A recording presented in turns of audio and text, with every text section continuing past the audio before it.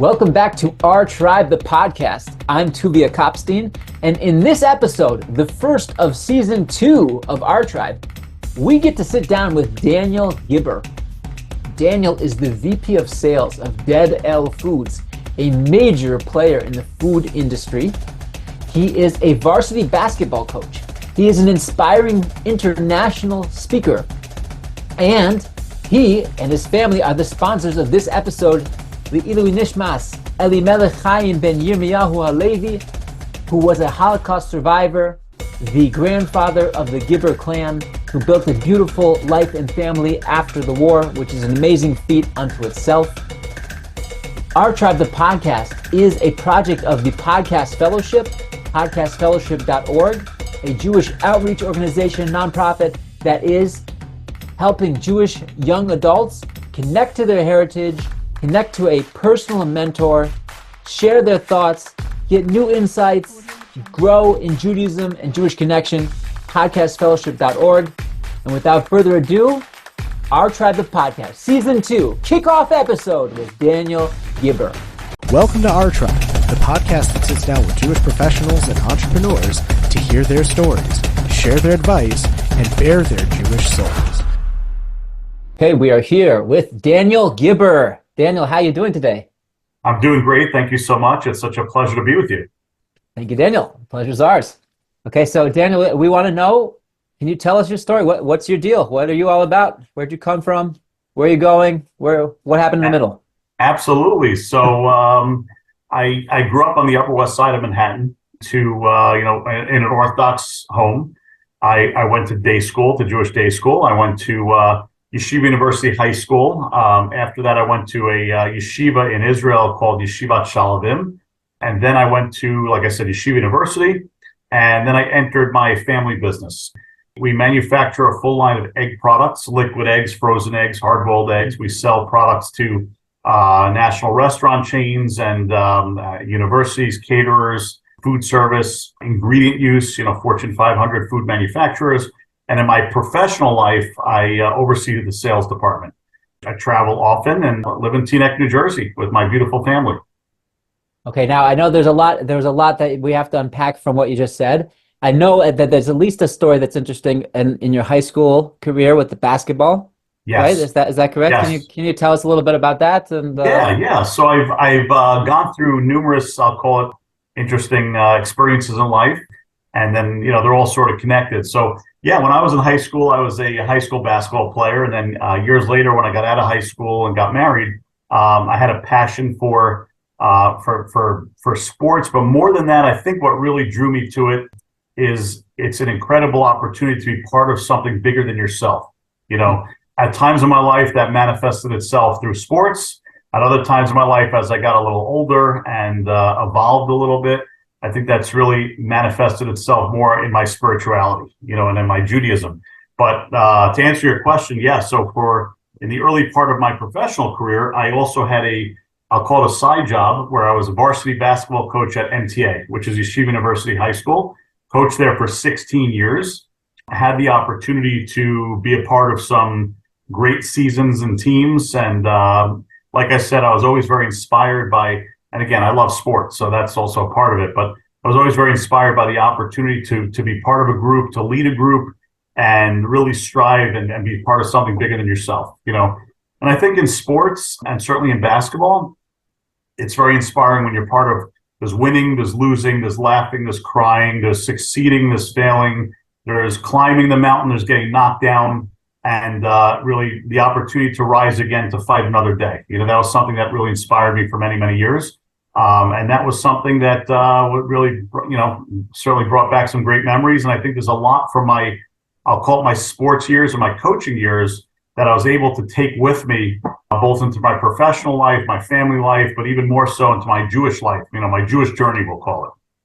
Okay. So let's talk about, that's a good segue, let's talk about how you got from the coaching and your professional career into what you're calling your Jewish journey. Something happened over there that we'd like to discover. Absolutely. And this is something I'm very passionate about. So Rav Tovia, basically, I think everybody has a story, no matter what your background is Jewishly, even what I call your Jewish journey, everybody has a different journey or a different story. I love to share mine, So, like I said, I grew up in an Orthodox Jewish home. Always kept kosher, always kept Shabbos, always kept, all the basics, let's call it. I think what happened with me in my case, and maybe others can relate to this in some degree or not, is that when I started building my family and I started growing my career, and in my case, that involved a lot of traveling. I traveled a lot. I do travel a lot, but certainly in my earlier years, traveled even more in sales, all over the country. And I think that in many ways, our Jewish journey, if I can call it that, it's a term I like to use. It's like you're going out into this vast ocean, right? And if you're not focused on your mission and focused on your goals, so to speak, it's very easy for that ocean to just pull you adrift and pull you away. In my particular case, and I'm always very open about this, I was like in a rowboat and really focused on, like I said, building my career and other things. And one day I woke up, and even though I was always, so to speak, Orthodox, I definitely think there was many years that went by where I was not as inspired as looking back on it as I would have liked to have been. Not as focused on my goals and my mission in life, if I can call it that, and really, I don't know, maybe distracted, by my career, by my traveling and other things. One day I woke up and said, and just to clarify, I was always going to synagogue, going to shul, going to synagogue on Shabbos, Friday night and Shabbos. But I had many years where I was not going during the week. I was not engaged actively in Torah study, like I was when I was younger. And I remember specifically maybe studying for a Gemara test, for a Talmud test with one of my boys, and saying to myself, wow, it's been a number of years before I really opened up a sefer, opened up a Talmud, opened up a Jewish, religious book, so to speak.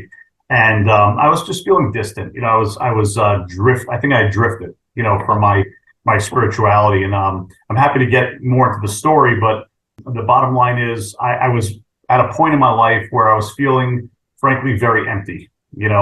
I like to say, and I'm happy to share a very famous parable that I use a lot when I speak, if you'd like. I'll share that if I may. So it's a parable, a mashal I've heard from one of my rabbis, my Rebbe, Rav Moshe Weinberger, and it's actually a Chabad mashal. It's an old time Chabad mashal. I think it was originally told by a famous original Chabad chassid named Rav Hillel Parcher. This goes back, at least 150 years. And the parable, the mashal goes as follows. I use this often when I speak with audiences. Imagine you go back to the typical shtetl, the old Eastern European shtetl 150 years ago, and you have a lot of very poor Jews. They don't have money. They have a lot of worries. They have a lot of, problems. And one day somebody comes to this one particular Jew and sings him this amazing niggin, this amazing tune, this amazing song, right? And some of us are more musically inclined than others, but maybe some can relate. If you hear an incredible tune, an incredible song, an incredible niggin, sometimes it's so inspiring that for those 2 or 3 or 4 minutes, you sort of like lose yourself in the music, and you just forget about all your worries. And that's what happened with this particular Jew. And again, it's 150 years ago. There's no recordings, and the person singing the song leaves. And later in the day, and certainly the next day, this poor Jew is thinking about that incredible inspiration he felt when he heard that niggin, that song. And he's trying to recapture what I call the search for the lost niggin.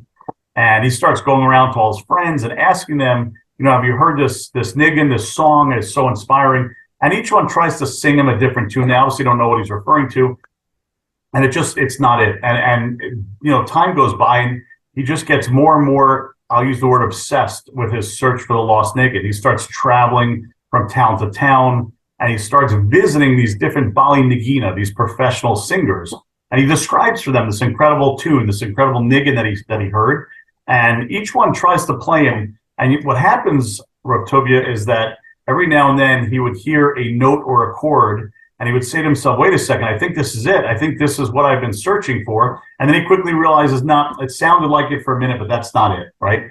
And he ends up spending the rest of his life traveling all over Eastern Europe, visiting all these professional Bali Nagina, these professional singers, in his desperate search for the lost niggin.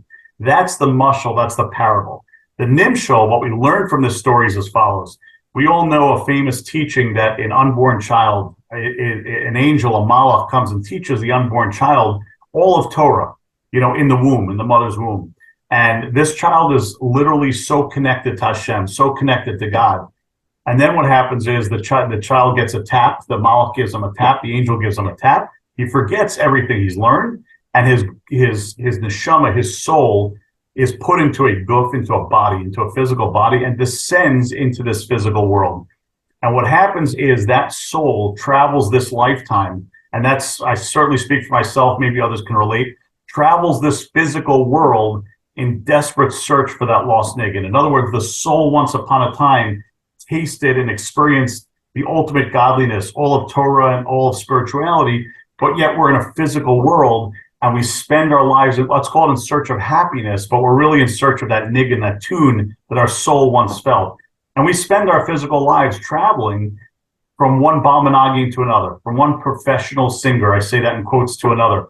And whatever that balmanagin in each of our lives is, for some of us it could be sports teams, for others it could be an incredible sports car or a mansion or a great vacation or whatever, that physical pleasure, so to speak, is. And what happens is every now and then, and I'm no different, we experience one of those physical pleasures or one of those things in our lives that we're chasing. And for a minute, we fool ourselves. We say, wait, this might be, the niggun. This might be the happiness I'm searching for, only to realize, our soul tells us it's not it. Like it feels like it's it, but it's not it. That's not what we're searching for. And I think that's really the story of life. So to go back to my story, I was traveling through my life, really at a point in time. This goes back now probably 2011, 2012, about 12, 13 years ago. I was drifting over a period of many years and really feeling, again, keeping kosher, going to shul, going to synagogue on Shabbos. I would say doing all the basics, but just punching the clock, not feeling connected to my Judaism in any deeper, meaningful way, not learning like I would like, not investing in it, I would call it.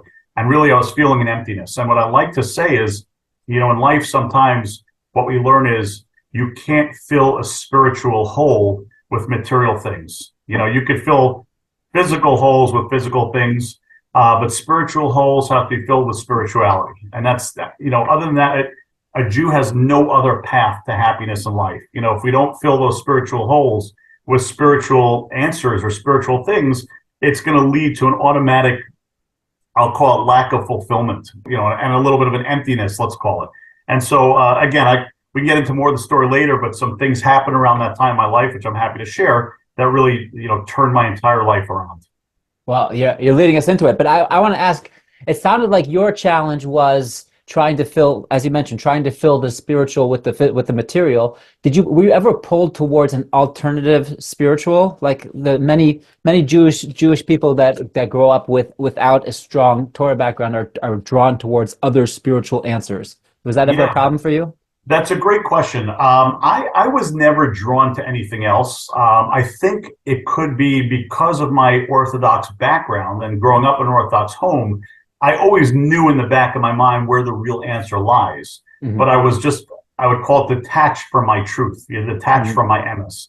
I'm listening a lot lately to Rabbi Dr. Akiva Tatz, who's just a brilliant writer and thinker. And what we're discussing now reminds me of something that he speaks about a lot. It's the difference between what he calls emes, truth, and emunah. Now, emunah is often mistranslated as faith. Rabbi Tatz points out emunah really means faithfulness, and there's a difference there, right? And what Rabbi Tatz likes to explain is that every Jew in their DNA, so to speak, my Rebbe Moshe Weinberg speaks about this a lot. Every Jew, deep in our DNA, we have embedded within us a level of what we call emunah, faith, deep in our soul. But real emunah means faithfulness. In other words, being faithful to that truth we already know, if that makes sense. And so I think I always knew in my mind where the truth lies, but I was just living life very detached from that truth, not in touch with it, Mm-hmm. So I didn't, to answer your question, I didn't look at, to God forbid, other religions or other thoughts or Buddhism or other types of things. I was just very detached from, I think, deep inside what I knew to be the truth, and I was feeling very, very empty. But I do understand what you're saying. There are people who do look to other things. And I'll just point out one thing. So I mentioned Rabbi Akiva Tatz. I've read a number of his books. One of the books that I'm in the middle of is a book called Letters to a Buddhist Jew. And it was co-authored by Rabbi Akiva Tatz and by somebody named David. His last name Gottlieb, I think. Gottlieb. That's correct. That's correct. Exactly. And so I think my understanding of that story is exactly what you're describing. I think David Gottlieb is a Jew, I think from the Midwest, Chicago area, if I'm not mistaken, who didn't have an Orthodox background. I think it might have been more of a Reform background. I'm not sure. But he, just as you described, was searching and looking elsewhere. And he turned to Buddhism and was really living a life connected to Buddhism. And somehow he got connected to Rabbi Tatz, and they started exchanging letters. And anyway, Rabbi Tatz basically, through their exchanges, showed him how everything that he found, all the good that he found in Buddhism, really comes from Judaism, and really sort of reconnected into his roots. But no, in my case, I don't think I looked elsewhere. I just wasn't as in touch with my truth, let's call it. Got it. Okay, so now you gave us that teaser. We got to hear the events in your life that turned you towards your Jewish group. Absolutely. So it's actually a series of things happen. And what I would say, Rav Tovia, is that I believe very firmly that Hashem, I like to call it listening to the knocks from above. I think each in our own way in our lives, we go through life. And if we're not connected to Hashem, to God in a meaningful way, it's almost inevitable that Hashem, God, is going to come knocking for us, and sometimes in life we're listening to those knocks or we're hearing it, and sometimes we're oblivious to it. In my case, I was just very disconnected, very detached, feeling, I'd say, an emptiness. And a lot of different things started happening in my life. Thankfully, nothing serious, but, they were certainly getting my attention. One of which was, thank God, I'm part of a growing family business. And back at that time, again, this was like 2009, 10, 11, in that window into 2012, kind of like a 2-3 year window, where all of a sudden circumstances took like a 180-degree turn. And we went from a successful growing business to a period of time where we really were going through some very significant business challenges. That was very challenging. There were other things going on. I remember one particular event that really caught my attention. My oldest son at the time, it was right before his bar mitzvah, and he was riding an ATV vehicle with one of my brothers, and they had a very bad accident. And it's a miracle that they weren't, severely hurt, but really just more scratched up and bruised and bloodied. But I remember that really shook me to my core. And a lot of those types of things were happening. That was all within a period of a few months, by the way. And then certain things started happening. So I'll share a few of them real quick.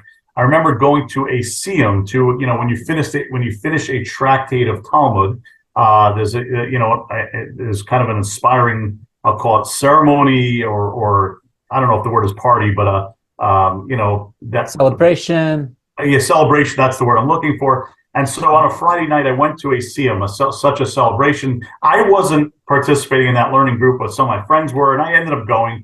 And the rabbi of our shul at the time, Rabbi Przansky, gets up to speak and shares some Torah thoughts at the celebration. And he said something that literally, it was as if Hashem, and it wasn't as if, because I know it's true, Hashem was literally speaking to me, but there's 80 other people in the room. And the message I felt was like directly to me. And the rabbi had no idea I was going through what I was going through. And he spoke at the time about a particular Gemara, a particular tractate that speaks about, when you're distant from Hashem, you're distant from God, Hashem will send certain messages your way.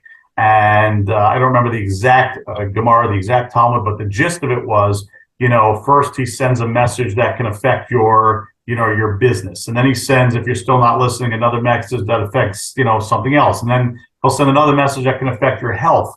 I remember listening to this saying, okay, I experienced this, and then I experienced that, and then I experienced that, and oh my gosh, he's saying that the next thing is health. That kind of just shook me up a little bit. Uh-huh. The next thing I remember is, this is a wild story. I travel a lot for business, and at that time, there was a particular book called Proof of Heaven by Dr. Eben Alexander. Unbelievable book. Now, Dr. Alexander is not Jewish, but an incredible story. And I remember there was like a 6-month period around that time when I'm going through all these different ordeals. Every single airport I would be in all my business travels, I would always see that book, like in every airport, every bookstore, like literally in the front window. And months went by, and I'd always look at that book, and I would think to myself, it looks like one of these near-death experience type books, and the author's not Jewish, and it didn't seem to have much application for me, but so I never read it. And then one Shabbos, I'm in shul, I'm in the synagogue, and the rabbi gets up to speak, and he says, so one of the congregants gave me this incredible book, and I have to speak about it, and it's this book, Proof of Heaven, by Dr. Eben Alexander. And the quick story behind the book that's really fascinating is non-Jewish doctor, neurosurgeon, brain surgeon, living in, I think he was, Raleigh-Durham, North Carolina, maybe at Duke Hospital, if I'm not mistaken. He had been Harvard trained, top in his field, in his 40s, healthy, thin, perfect American family, 2 kids, a dog, a mansion. He's this incredible, brain surgeon.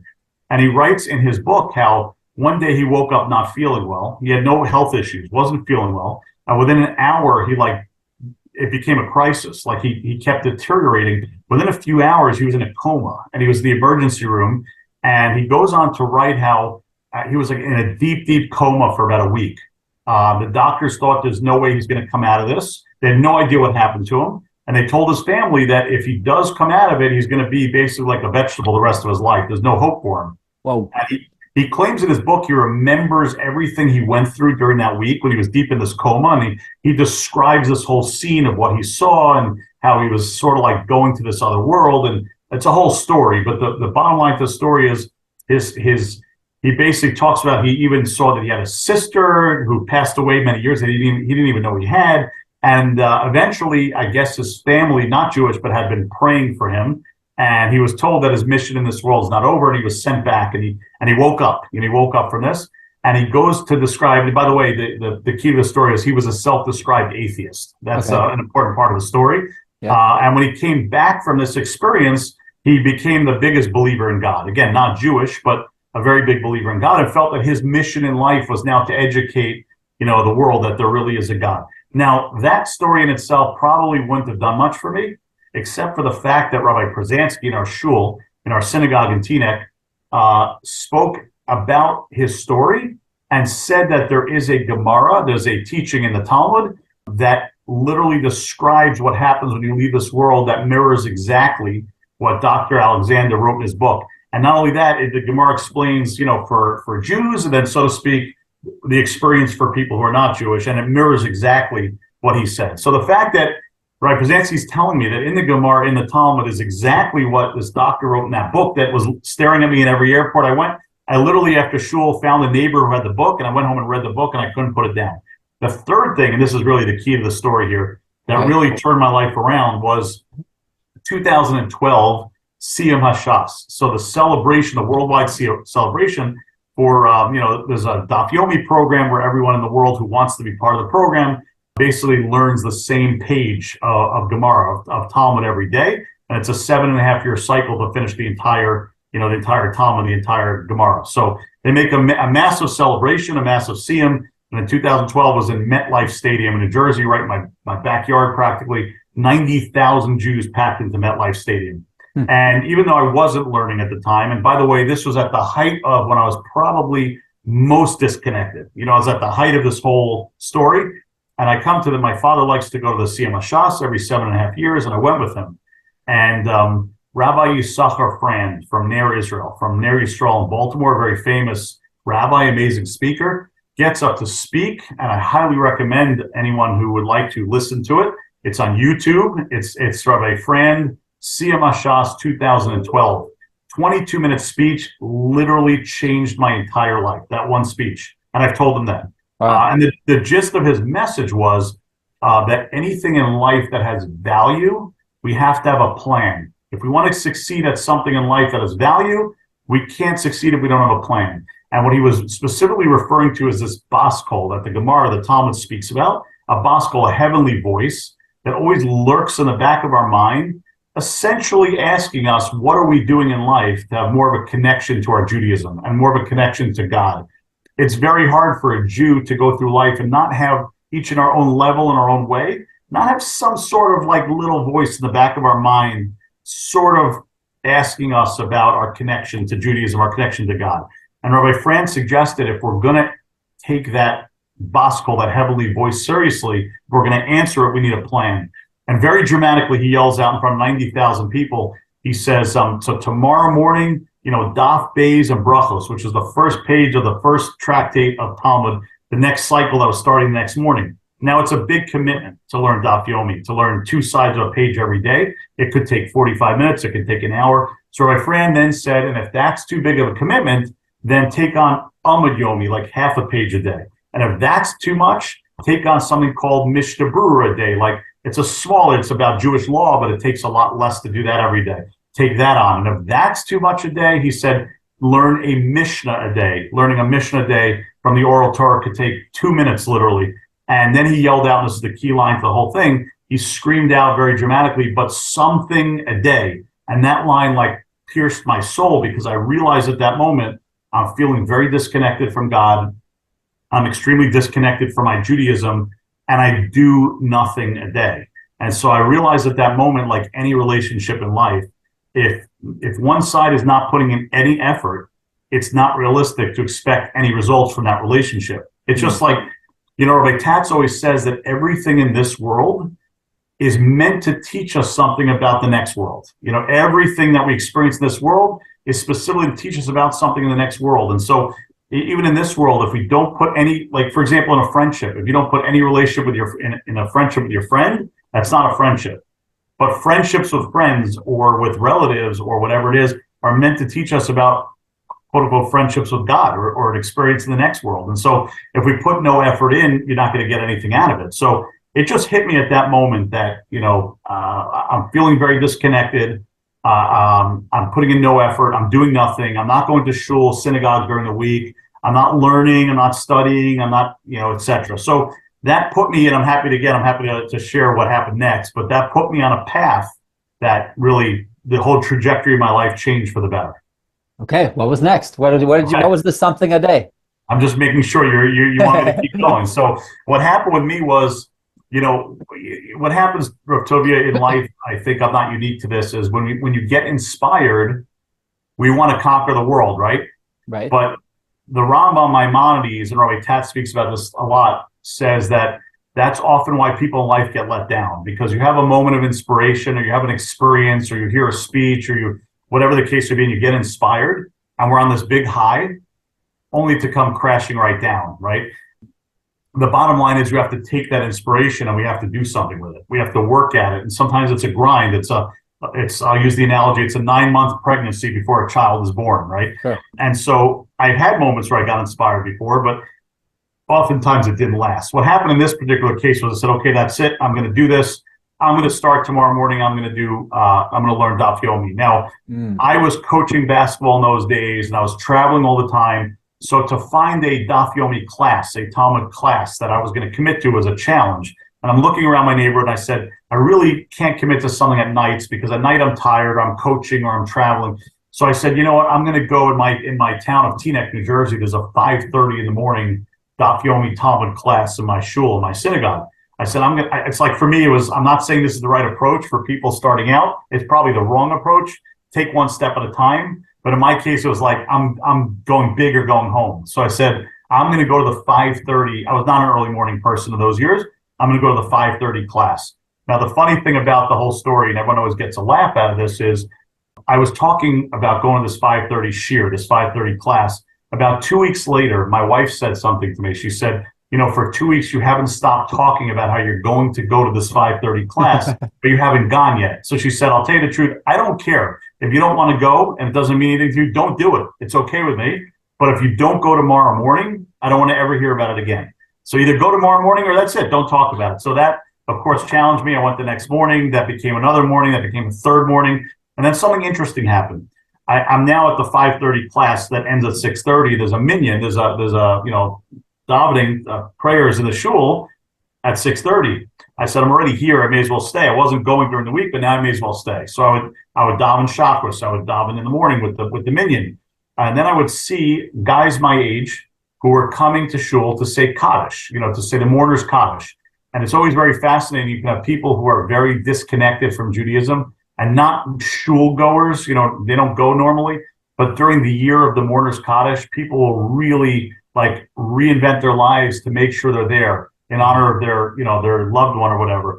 And so I would say to myself, well, I'm already here. Why do I have to, God forbid, wait till someday I'm saying Kaddish? I may as well go to Mincha in the afternoon. I may as well go to Mariv at night. And all of a sudden, before long, like davening in shul, in synagogue, 3 times a day became part of my day. And as I'm doing Daf Yomi more, next thing you know, I get invited to another shir, into another study group, into a chabrusa, and before I knew it, after a period of months, like my whole day changed, and the more it became a domino effect. Like my friend said, you start putting in some effort, and Hashem will pull you the rest of the way. But when you don't put any effort in, or you don't make an effort to explore, to learn, or to investigate it, you're and that's really, Rav Tovia, how my life, again, I'm no different than anyone else. I'm no better than anyone else. Life is a series of ups and downs. I think that's true for the Jewish journey.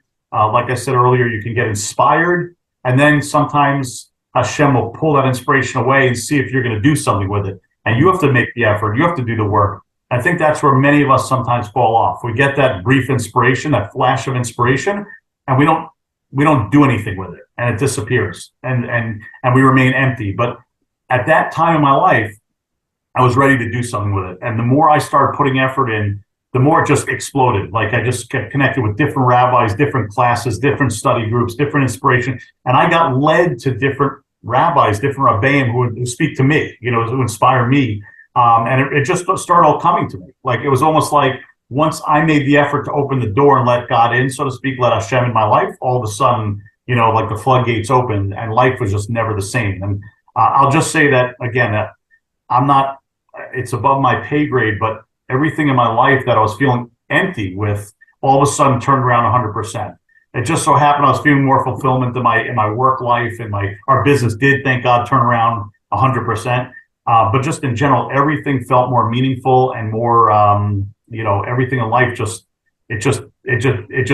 exploded for the good. Would you say that you talk about how even though you all of a sudden were inspired and you started taking more things on, that still sometimes the inspiration wanes and it's not always 100%, and it's you fall, you get up.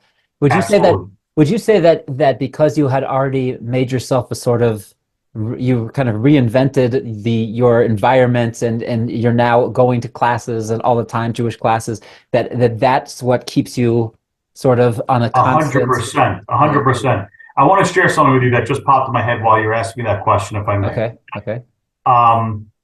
Amazing lecture by Rabbi Akiva Tatz. I know I'm referring to him. I've been reading a lot of his books lately. He says something amazing I think speaks to what you're asking me. Rabbi Tatz says, and I've used this, I do have the opportunity to speak to groups sometimes and whatnot. I do a lot of Jewish outreach. And Rabbi Tatz asked the following question. He says, is it a mitzvah? Is it a positive commandment from the Torah to be happy in life, right?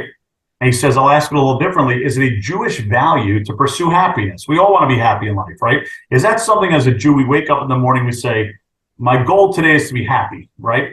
I think it's an American value, right? But the question is it a Jewish value? Now, says Rabbi Tatz, Maimonides, the Rambam, technically does not code what we call simcha, happiness, as one of the 613 mitzvahs, commandments. However, we have numerous famous verses in the Torah that speak to happiness. Some of the famous ones, and I'll translate, Ivdu es Hashem b'simcha, serve God in a state of happiness. Or I'll share a better one. Mitzvah gedola lios b'simcha tamid, constantly. It's a constant mitzvah to be in a state of happiness constantly. So says Rabbi Tatz, to your point, we all know that in life is a series of ups and downs. Life has moments of happiness and moments of sadness, moments of celebration, and unfortunately moments of, whether it's mourning, whatever it is. How can it be a mitzvah, a commandment to be happy always, if we know for a fact in life we're going to have moments of down, disappointments or whatever the case may be? It doesn't really make sense. And says Rabbi Tatz something I just inspires me so much. And he's also a doctor, by the way. Rabbi Tatz explains the following.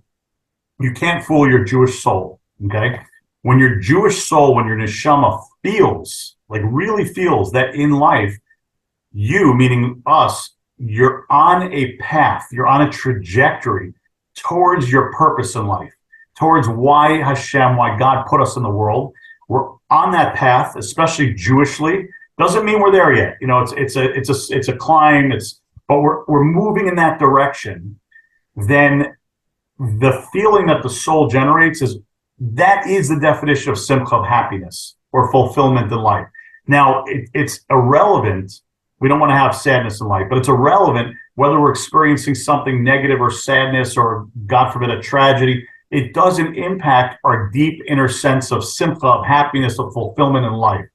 But when our soul feels that in life we're just sputtering around without any purpose, without any meaning, without any destination, we're not moving towards a destination, says Rabbi Tatz, and he says, again, as a doctor, he said he's not referring to clinical depression, but he said the feeling the soul generates when we're just sputtering around or wandering aimlessly in life, that is automatic depression. Mm-hmm. And so just to come back to I would say on a global level, a person will always be in a state of happiness, of simcha, of fulfillment, regardless of life's ups and downs, if our soul knows we're on the right trajectory, we're moving in the right direction. We're going to have slip-ups. We're going to have moments where we don't do what we're supposed to do. We're going to have days where we don't feel as spiritually connected. Listen, I'm no different. Can I tell you that I never miss a minyan? Going to shul with a minyan? I would be lying. Can I tell you I never miss a day of daf yomi? I'd be lying there again. Can I tell you that there are days where I'm on fire spiritually? I actually have the pleasure of teaching some classes and giving some shiur in my neighborhood, and or speaking to groups, and I feel like so inspired by those moments. And then there are days where, like, thankfully, Hashem led me to the point where my neshama, my soul, I'm on a trajectory. I'm moving in a direction in life. Right. But that doesn't mean we don't have moments that we don't fall down, or moments we slip up, or moments we make mistakes. The key is don't beat yourself up over it, and get right back up. The next day is a new day. And they say sometimes that, some of the Rebbes like to speak about that the purpose in life of falls, we don't want to fall. But the purpose of falls sometimes is that we can bounce back even higher. And as long as we take advantage of those opportunities, then, overall, you're moving in the right trajectory. Okay, great. Beautiful. Okay, so now since this is nominally a Jewish business podcast, we've always talked about your spiritual growth. Can you tell me how some of the challenges in your position as vice president of sales, and tell me like the before and after, like the common challenges you have in that career, and how being more attuned Jewishly and being on the right path has helped you deal with those challenges? Absolutely, that's a great question. So, Rav Tobi, the bottom line is, like I said, we're in a family-owned business. We have manufacturing plants all over the country. I'm in sales. We have food service distributors all over the country. We have Fortune 500 manufacturers that buy our products, and small companies, large companies, etc. I probably speak for any business or service that a person could be in. There's, I would venture to guess, no instance where it's only success. There's no instance where every day's a win. Just like going back to my sports analogy for my coaching, there's always wins and losses. There's always ups and downs, and there's moments of great success and moments of failure. No matter how good you are at what you do, that's just how life works. I believe very firmly that my Judaism and my spirituality has completely changed my whole outlook, even in my business life.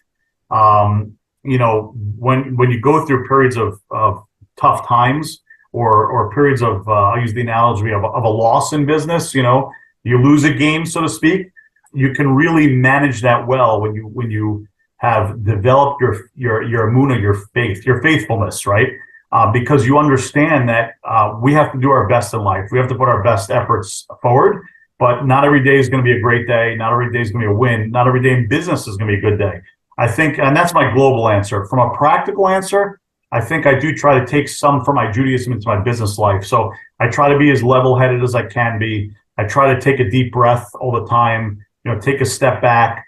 In Judaism, we learned that one of the absolute worst things to have is anger, kas, anger, and jealousy, right? These are very negative attributes in life, and you have to learn how to challenge them properly. So every single day, almost every day in business, something comes across my desk or my emails or my phone or whatever that can be frustrating, that could be upsetting, that could be whatever the case may be. Take a step back, take a deep breath, think it through, don't be rash, don't overreact.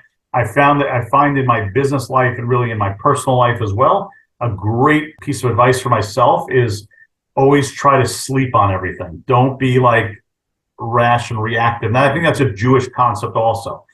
Go to sleep, wake up the next day and it's amazing. 9 out of 10 times you have an answer for your challenge, or you're just not that upset about it anymore. And the next day is a new day. So I think that when you are more in tune with your Judaism, there's so much you can take into your professional life that's just calming and really gives you a guide for how to live. Because I think at the end of the day, that's an important part of Judaism. Torah is not something that exists just in the study hall, in the base medrash, or in the shul. Torah is something that we can bring into every aspect of our lives, and certainly our professional lives. And I think when a person is more grounded in their spirituality and in their Judaism, you have a real advantage even in your professional life and how to approach things. Can you give us a practical example, something, an actual story of some challenge in your particular corner of the business? Absolutely, for sure. I remember very specifically, and I won't mention names, but about 10 years ago, almost exactly 10 years ago, we were growing our business. We had a major national contract with a very, very large customer. And it was really the anchor of a lot of our business at the time. And it's a long story for another day, but the bottom line is, to no fault of our own, to no nothing we did wrong, circumstances in our industry, and we lost that contract, literally our largest customer. It would have been very tempting to just, fall apart and basically say, how can this be? What happened? This and that. I remember thinking very clearly, and I'm very fortunate to be in a family-owned business. I work with one of my brothers and a brother-in-law, and I work with my father. And it would have been very tempting to take a very negative approach. But I remember thinking in the back of my mind, there must be a deeper reason to this. There's a reason for everything in life. Again, my faith, my emunah, kicked in. I remember specifically landing from an out-of-town trip late that night, the day we found out we lost that contract. And I went directly to a shir, Rabbi Eli Roberts, the Rosh Yeshiva, the head of the yeshiva in Teaneck. And I remember walking into a shir with a big smile on my face. He's British, and with his beautiful English accent, and his long white beard, he said, "Why do you look so happy today?" I said, "Because we just lost our largest customer." And he said, "Well, why would that make you happy?" I'm like, "Because Hashem has a plan for us." And I really felt that. And anyway, bottom line to the story was, looking back on it years later, that is one of many events that was so important to our business growth. It's a lot longer than this 1 hour podcast, but even from a business standpoint, losing that customer forced us to change our entire strategy. Mm-hmm. And changing our entire strategy helped us grow 100 levels higher than we would have grown if not for with the fact that we lost that customer. And I've seen numerous things like that happen. Looking back on it today, if not for that thing, which at the time seemed like the biggest, it's like all of a sudden we see clouds in the sky. Wow, why is it such a terrible day all of a sudden? No. If not for the clouds, we're not going to have rain tomorrow. And that's exactly the example we had there. And I can look back on many things in my, certainly my professional journey, that it's the most incredible thing that we lost that account, which at the time seemed like a tragedy. But in hindsight, it literally was the springboard to such tremendous growth for us as a company. And so I like to say it's like, you look at a massive needlepoint, like a big picture that's needle pointed, and you're looking at the back of it. That's really what life is. You see a mess. You see like all these different colors of strings all tied together. Everything has no, shows no semblance of organization or anything. But someday you get to see the front of it. You say, wow, because of everything on the back, look what the end result is. And I think that's the story of our life. And so I've experienced, I see that in my business life all the time. And that's why I try really hard when we have ups and downs in business or anything in life. I try to say I might not see the end result now. And that's why right now this situation looks very challenging, but I have to have faith that there's a reason for everything. And there may come a day down the road where I'm going to look back and it's all going to make sense. And I see that all the time in my business life. Wow. Okay, now I don't want to detract from the bigger picture, because the bigger picture is very inspiring and instructive. But are you saying sort of that you lost your biggest client and that made you have to rethink the whole business and restructure in a way that where you're not so dependent upon one major client?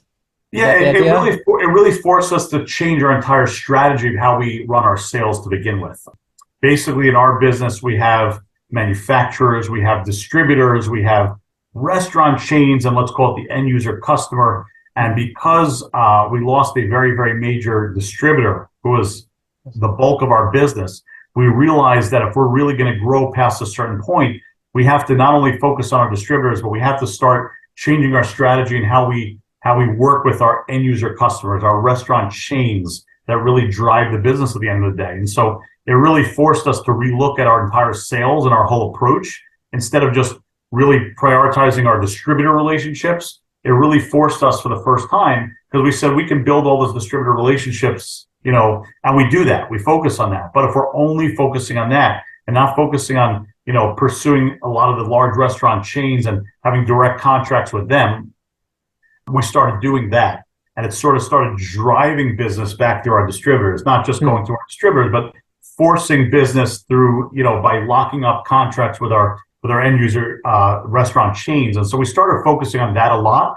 And then here we are, 10 years later from this story, we're doing many, many, many multiples of volume through those very same distributors. But instead of only focusing on those relationships, we have the whole picture now, where the let's call it the distributor is not the only one who drives those decisions. We have a lot of their customers helping us drive those decisions now. So my point is, we lost a major distributor relationship, right, and we thought it was a terrible thing at the time, but it forced us to relook at maybe we weren't going about it the right way or the best way, and maybe there's another way to go about it. So I think that when we have disappointments in life, including in business, and something doesn't go our way, it's very easy in life to blame others, to place our blame elsewhere, even in business, to blame our customers, blame our employees, blame our colleagues, whatever the case may be. But sometimes in life, there's a message being sent, and it's not about blaming your customers or blaming your employee.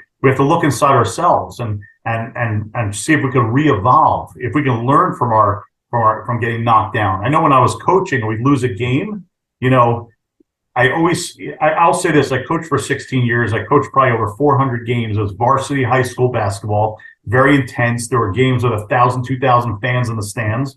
And the first reaction for a high school kid when you lose a game, first it's the refs, then it's the coach who doesn't play him enough, then it's my teammates who don't pass me the ball enough. It's a mirror for life. And it's the same thing in business. When we go through a loss or we lose a game or we lose a business event, how do we look inside ourselves? I will tell you that in 16 years of coaching basketball, and this is before I was so religiously inspired, I always prided myself that I never had a technical foul called on myself in 16 years. That doesn't mean I didn't challenge referees or question calls, but there was a way to go about it. And I made sure no matter how good or bad the refereeing is, I never allowed my players to blame losses on referees, because that's in life like putting blame elsewhere. Yes, a ref might have made a mistake, but how many hundreds of things happened in the course of that game that we put ourselves in a position to rely on a referee's call to determine the outcome? Well, if we would have done the following 10 or 15 things different during the course of the game, we never would be in the position for the referee to impact the game. And I think that's true in business. In other words, and by the way, sometimes in business, you can do everything right. You can do everything right, but still doesn't go your way. And maybe it's not meant to go your way, or maybe Hashem's saying today's not your day, or whatever the case may be. But I just think in life that when we have setbacks, including in business, or we lose an account, or we lose a customer, or whatever the case may be, it's always most productive to look inside your collective selves, look inside yourself personally, or inside your company, or inside your strategy, and say, okay, are there things we could have done better? Or more importantly, are there things we can learn from it for the future? And maybe that means changing our strategy or making changes within your organization or how you approach things. And maybe we make those changes and it still doesn't go our way.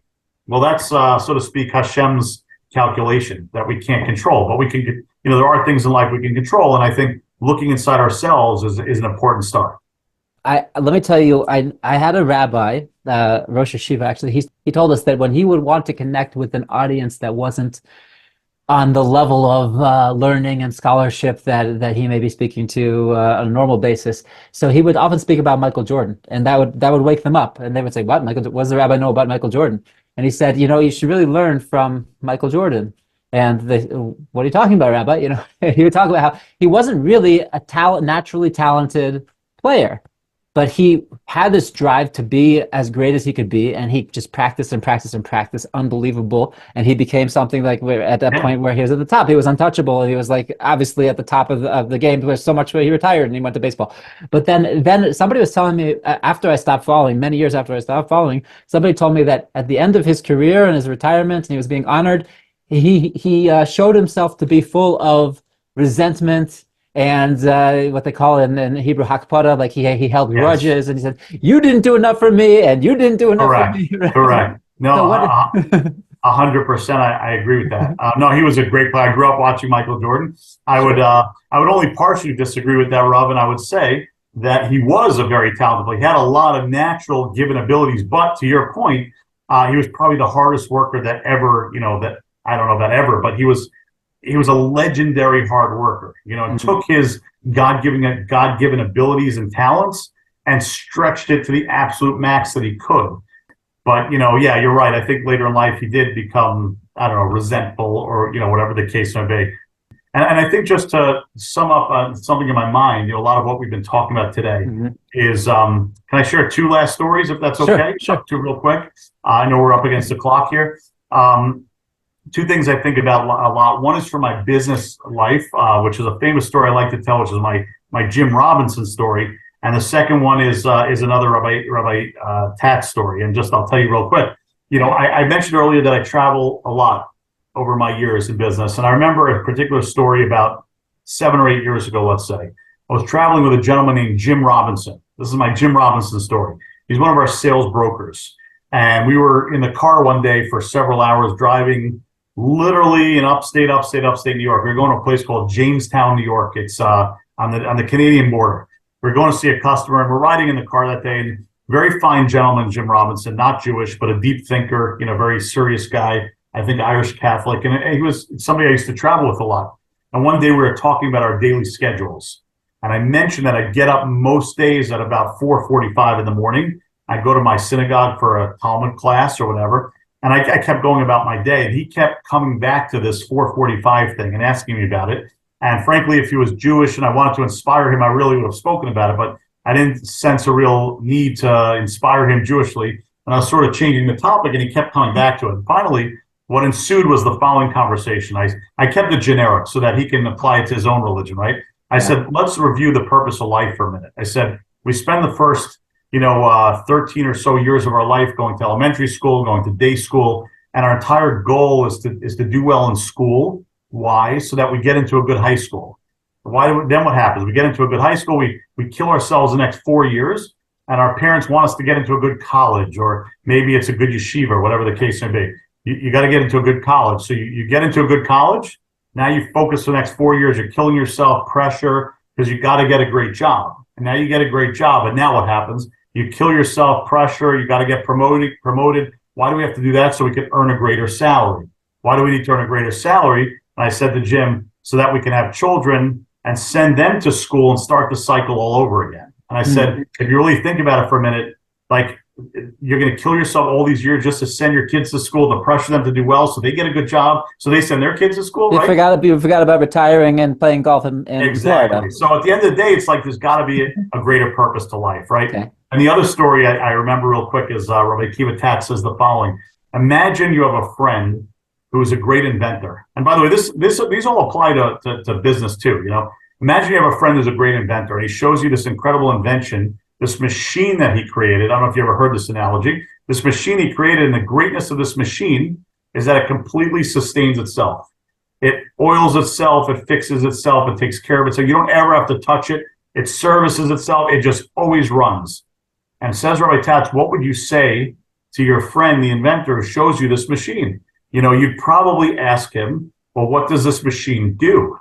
Does it make something? If it makes you a cup of coffee, or it folds your clothes, or it does X, Y, Z, whatever it is, it does something of value, you'd probably say that's the most incredible invention. You don't have to touch it. You don't have to do anything. It constantly goes and it produces something of value.